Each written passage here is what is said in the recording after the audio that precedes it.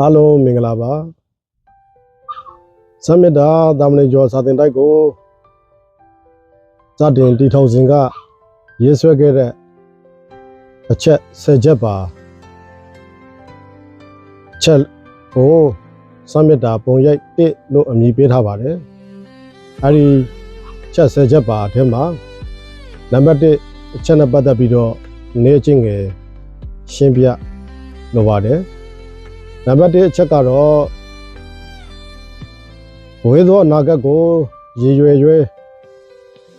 မတူညီသောသူများနှင့်တူညီသောခေါင်းစဉ်တစ်ခုအောက်တွင်စမေတ္တာကိုစတင်ဖွဲ့စည်းခြင်းဝေသောအနာဂတ်ဆိုတာမိမိတို့ရဲ့ဘဝအနာဂတ်တော့မဟုတ်ဘူး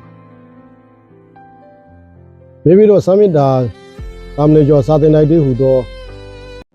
ကျောင်းတိုက်ရဲ့အနာဂတ်တစ်ခုတည်းအတွက်လည်းမဟုတ်ဘူးမိမိတို့ရှင်သန်ပေါဖွာလာရာအသက်အဝန်းတစ်ခုရဲ့အနာဂတ်သာသနာတော်ကြီးရဲ့အနာဂတ်ကိုရည်ရွယ်ပြီးတော့ဝေသောအနာဂတ်ရလို့ကျေးထားခြင်းဖြစ်ပါတယ်နောက်တစ်ခါမတူညီသောသူဆိုတာမိမိတို့သာသနာတော်မှာစတင်လောက်ကြတော့မယ်လို့ရည်ရွယ်တဲ့နေ့ကစပြီးတော့မိမိနဲ့အနည်းဆက်ဆုံးဖြစ်တဲ့တန်ရွာစဉ်ကိုခြေခံပြီးဆွေမျိုးရက်ရွာနေအစွဲတွေကိုတက်နိုင်ဆုံးချော့ချကအတ္တပေါင်းမကျင်းစေဘဲနဲ့မိမိတို့ရဲ့စံမိမိတို့ရဲ့သာသနာရဲ့စံမိမိတို့ရဲ့မျိုးသားရဲ့စံကိုမြင့်တင်ကမတူညီတဲ့လူတွေမတူညီတဲ့သူတွေကိုစုယုံပြီးတော့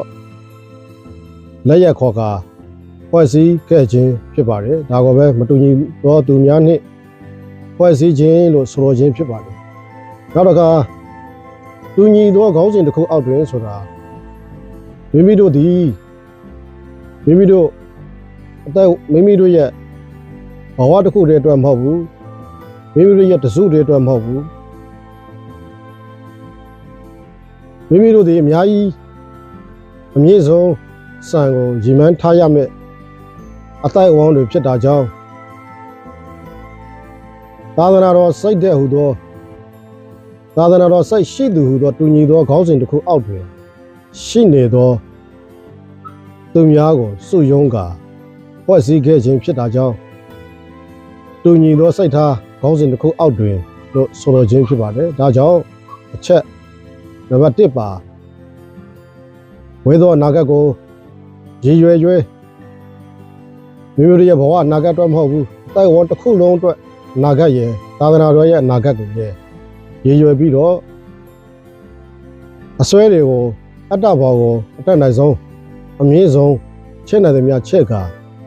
တူညီတဲ့ခေါင်းစဉ်တစ်ခုအောက်တွင်မိမိတို့ရင်းရိပ်မာခိုင်ခန့်တည်တတ်စုယုံမှုအပြည့်အဝရှိအောင်ရည်ရွယ်ချက်များစွာနဲ့စမေတ္တာကိုစတင်ဖွဲ့စည်းခဲ့ခြင်းစမေတ္တာနာယကကိုစတင်ဖွဲ့စည်းခဲ့ခြင်း